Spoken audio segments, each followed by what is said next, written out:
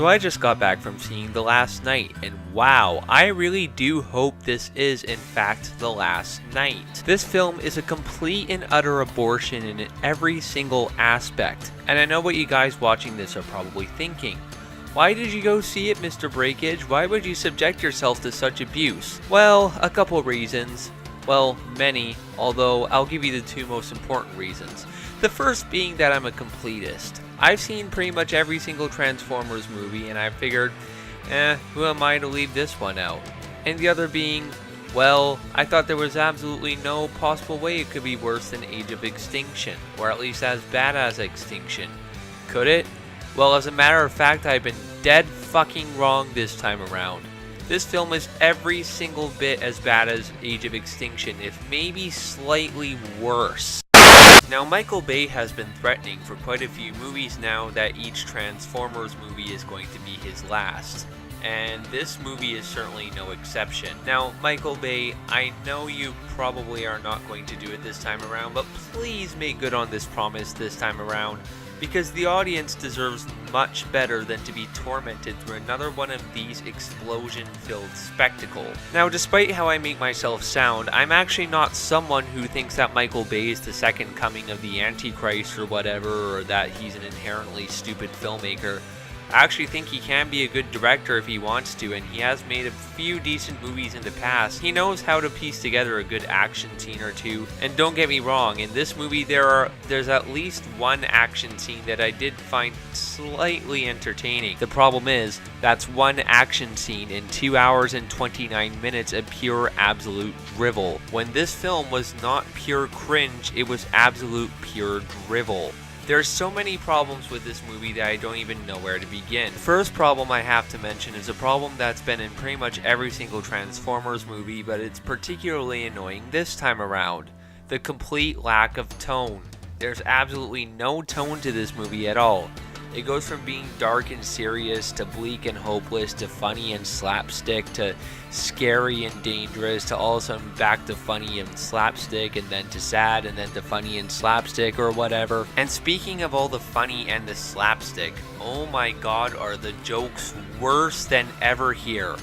I mean, I know the attempts at humor in Transformers movies just generally fail, but my god, here in particular, it's like they basically just stare right at you.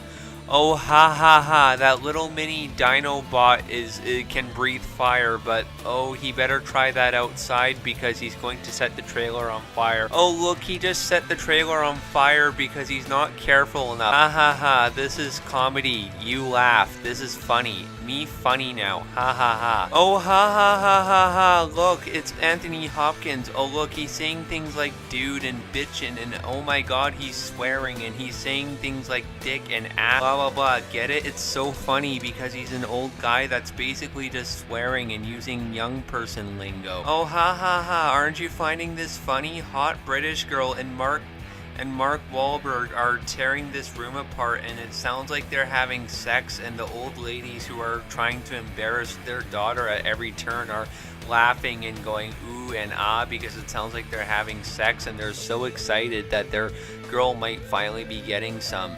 Oh my god, isn't this so funny? Aren't you laughing now? Don't you think this is the funniest thing of all time? Oh, ha ha ha ha ha, that C-3PO ripoff just shot himself out into the ocean, and he got himself 2 fish for the 2 people to eat. Oh, ha ha ha, look, it's Merlin. He's such a drunkard. He's supposed to be joining them in the battle, but he can't because he's such a drunken, clumsy asshole. Aren't you laughing now? Isn't this so funny? Now, basically, imagine all that for 2.5 hours. Speaking of which, there's another problem, the length. Now, if there is one good thing about this movie versus some of the other films, it's that it's the second shortest movie in the series. Unfortunately, it feels every bit as long as Age of Extinction. This film stretches itself so fucking thin. Just so you know, I have no problem with long movies. Hell, some of my favorite movies of all time stretch way past the 3-hour mark.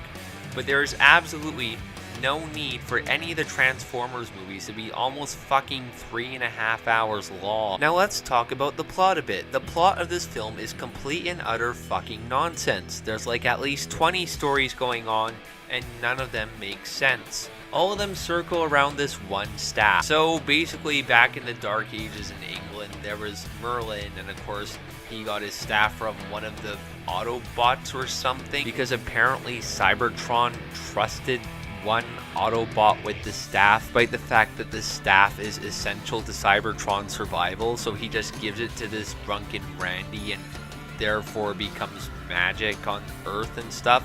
Then he gets buried with the staff, and then all of a sudden, a whole bunch of years later, Cybertron starts dying. So basically then Optimus Prime goes to find his creator, and then he ends up on Cybertron, and then Quintessa's all like, yeah man, Cybertron's dying, but there is this one thing you can do. There's a staff. Why don't you go steal the staff, and so then we can repair Cybertron. Oh yeah, and by the way, Earth is this thing called Unicron, enemy of Cybertron, and you hate Unicron, right? So why don't you just destroy Earth in the process, because don't you hate Unicron?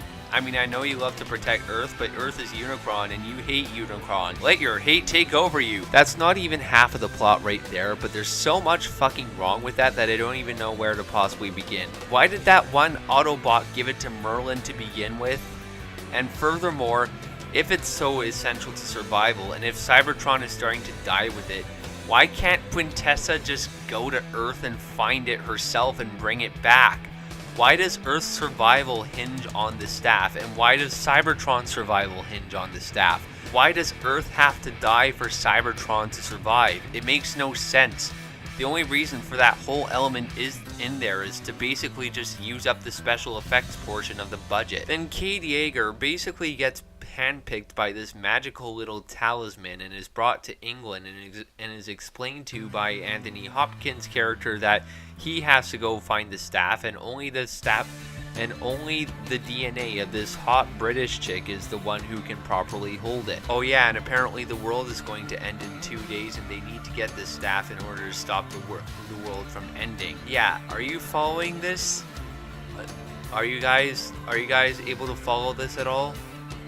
If your answer is no, well, that's kind of how I felt when I was watching this in the theater. Hell, my fucking head hurts right now. And speaking of heads hurting, oh my god, are the battle scenes ever worse this time around. One, what is the point in directing with IMAX cameras if it's just going to be flash cut and shaky cam, and only a select few shots here and there are going to be IMAX? I thought the whole point of shooting in IMAX was to give a scene a sense of scope and environment. IMAX cinematography is at its most effective when large blocks of the film are shot entirely in IMAX. Take for example The Dark Knight, the film that put the whole shooting with IMAX technology on the map. There's a reason that film basically started that trend, because the IMAX cinematography is stunning, and I still remember to this day, almost 9 years later, certain shots and certain entire scenes that blew my mind. Transformers, it's the complete opposite. Basically, one shot is 35mm, the next shot is IMAX, the next shot is 35mm, another shot is in like a slightly larger aspect ratio, back to IMAX, back to 35mm. There's absolutely no reason for it to happen at all. What's the point in using IMAX or trying to give any sense of scope and environment at all if basically we're supposed to be wowed by a shot of Anthony Hopkins walking through a door? The acting and the characters are pretty bad, but you probably already saw that coming. The one black character in the whole movie pretty much exists to be black. And yes, I know what you're thinking. Yes, there is plenty of racism. That one black character is basically reduced to a walking, talking stereotype mess. And believe me, I'm not some sort of Tumblr activist or whatever, but my god, some of the jokes that they made and some of the jokes that they had come out of his mouth were in extremely poor taste, especially when you consider the amount of racially motivated violence that's happening in the US. I mean, come on, is it not pretty fucking uncomfortable to hear a black guy joking about that thing went right through me? Right when there's news of a shooting of a black guy by a police officer is happening right now. And then you have the British girl. Notice that bone structure? Notice that face? Notice the way she does her hair? Does it look familiar? Oh yeah, that's right. Yeah, as you can tell, they pretty much got her because they couldn't get Megan Fox. Then there are these Decepticons that come in, because apparently this film feels the need to rip off Suicide Squad by basically getting a bunch of Decepticons to bring in the good guys. And none of them are particularly interesting, and basically they're only in the movie for 10 minutes, so it's not like we need to see them anyway. This film basically makes the exact same mistake as the previous films, where they basically just bring in more robots and they only get like, what, 5 minutes of screen time? Oh, and if you guessed that there's an after credit sequence, or should I say halfway through the credit sequence, that tries to set up the next movie, well, you're absolutely right. This film was loud, boring, monotonous, chaotic, and overall worse than being strapped to a dentist chair. This film was complete and absolute utter shit, and you should feel bad. I'm giving Transformers: The Last Knight a 1 out of 10.